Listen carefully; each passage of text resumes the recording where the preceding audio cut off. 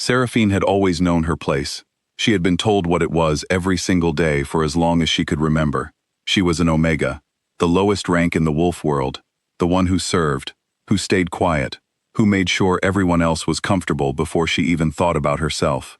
And for 6 long years, she had done exactly that, without complaining, without asking for more, without once letting anyone see how much it cost her. She had been just 18 years old when the arrangement was made. Her family and the pack elders had agreed that she would become the companion of Alpha King Dorian Kale. It was not a request, it was simply what happened. Dorian was powerful, respected, and feared by every pack in the country. He ruled from a large stone compound, high in the mountains, where the air was cold and sharp, and the trees never seemed to let in enough sunlight. Seraphine moved there with one bag, and a face she had learned to keep very still. She cooked his meals, she kept the rooms clean, she greeted the other wolves politely when they visited, she never raised her voice, never disagreed, never took up too much space. She watched Dorian from across rooms, quietly, and wondered sometimes if he even knew her last name. He never asked about her day, he never asked about anything. She was furniture to him, useful, present, and entirely invisible. The day he sent her away was a cold Tuesday in November. He did not do it privately. He stood on the raised platform in the great hall, with 300 wolves watching from the floor below, and he read a formal declaration out loud in a flat, bored voice.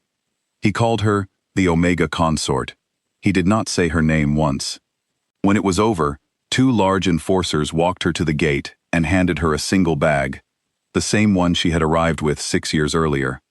The heavy iron gate closed behind her with a sound like a final word. She stood on the road for a moment. The mountain wind pulled at her hair. She thought she might cry, but nothing came yet. She simply started walking. The first night, she slept under a concrete overpass near a highway, wrapped in a spare jacket from her bag. Cars passed overhead through the night, loud and indifferent. She lay on her side and stared at the dark. And then, just before dawn, the crying came. Not for Dorian, she realized with some surprise. Not for the man who had dismissed her in front of hundreds of people without using her name.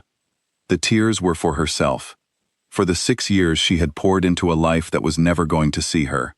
For the girl who had believed, on some quiet level, that if she was good enough, patient enough, small enough, someone would eventually notice and say, "You matter."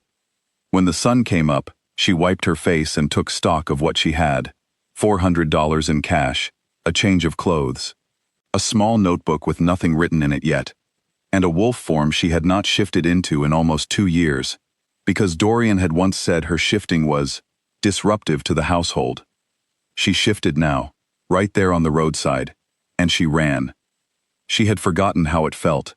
The cold air against her fur, the ground solid and real under her paws, the way the whole world smelled completely different in wolf form, richer, deeper, full of information and life. Something in her chest loosened for the first time in years. She ran until her legs ached, and then she ran a little more. And somewhere in the back of her spine, very faint, like a distant sound she could not yet identify, something began to hum. She followed the hum without knowing why. It led her off the highway and into the forest, down a winding animal trail, through dense old-growth trees that grew so tall their tops disappeared into the morning fog. She ran for hours.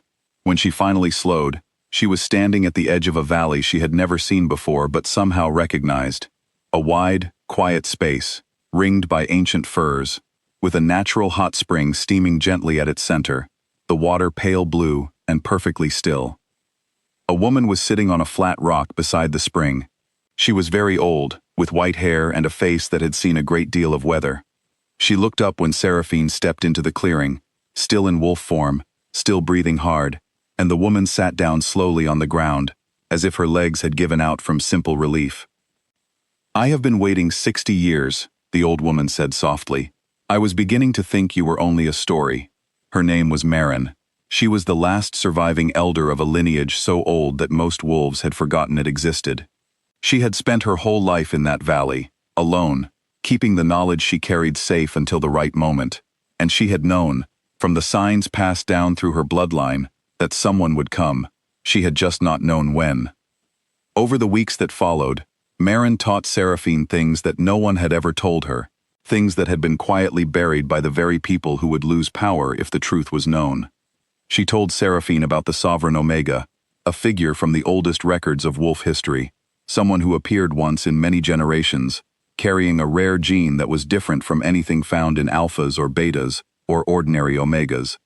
When this person came into their full strength, every wolf alive would feel it at the deepest level of their nature, not as a command, not as force, but as recognition.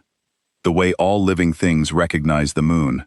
The Sovereign Omega was not the weakest wolf. She was the center, around which everything else was always meant to turn. Seraphine listened to all of this very carefully. Her first feeling was disbelief. Her second was something that felt a great deal like anger. "Why did no one tell me?"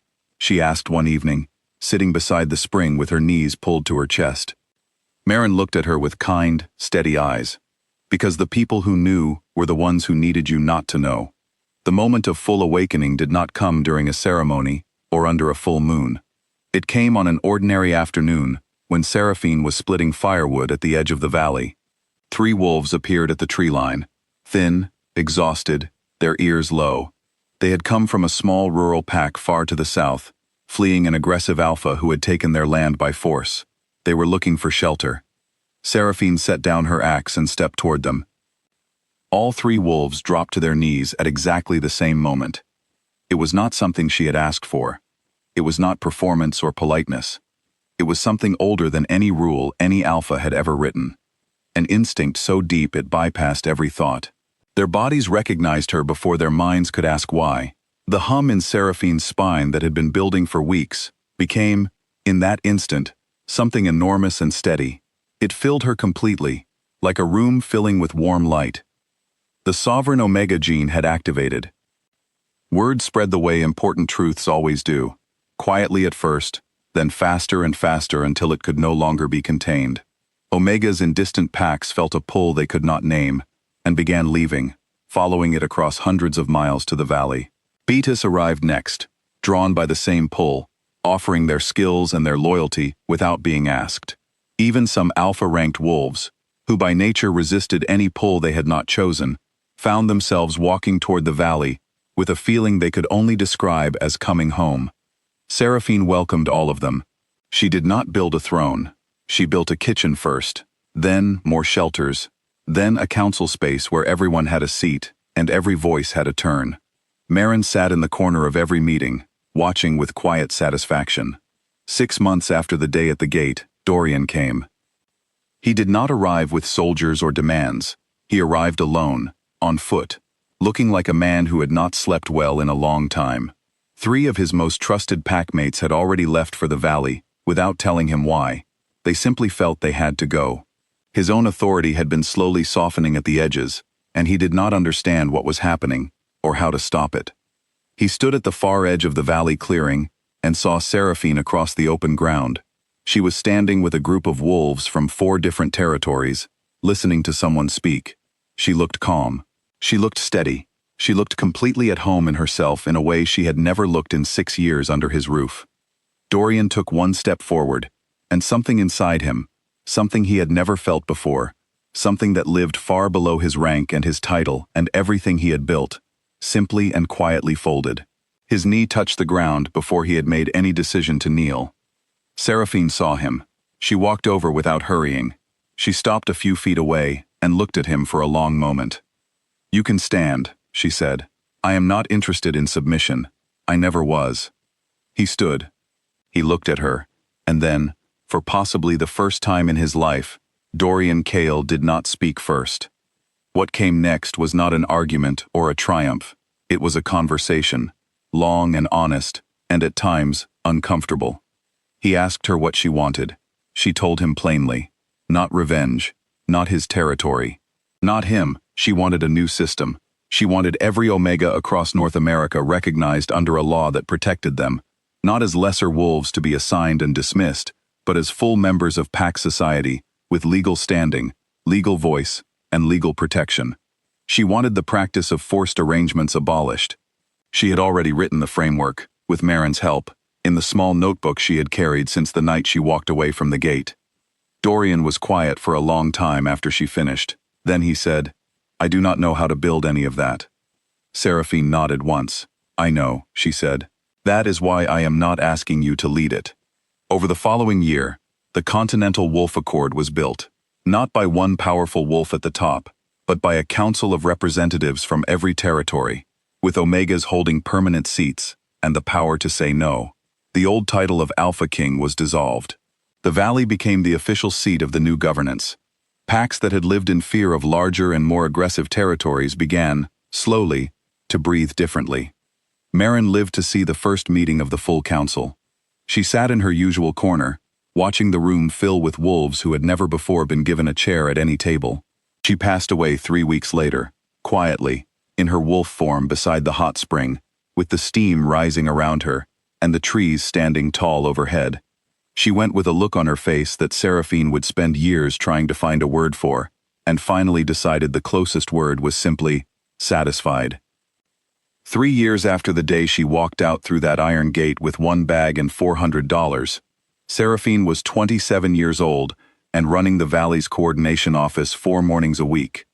She answered correspondence from packs in 17 territories. She mediated disputes. She trained younger wolves who wanted to serve on the council, and every single Friday morning, without exception, she stepped outside at dawn, shifted into her wolf form, and ran the mountain alone, just for herself, just because she loved it, just because she could. Dorian had returned to his original territory. He operated there now as a regional representative under the Accord structure, a smaller role than he had ever imagined for himself, and one that seemed, slowly, to be making him a better wolf than he had ever been as a king. He and Seraphine were not enemies. They were not close. They were 2 people learning to live inside a world that one of them had nearly prevented from existing. Seraphine kept Maren's original notebook on her desk. Most of the pages were now filled, with notes, with names, with sketched plans and crossed-out ideas, and the small, ordinary record of a life being built rather than merely survived. But the very first page stayed as Maren had left it, covered in her careful, cramped handwriting, and Seraphine read it every morning before she began her day. It said, "The one who was told she was least does not wait to be given her place. She walks into it when she finally stops listening to the voices that were afraid of her all along."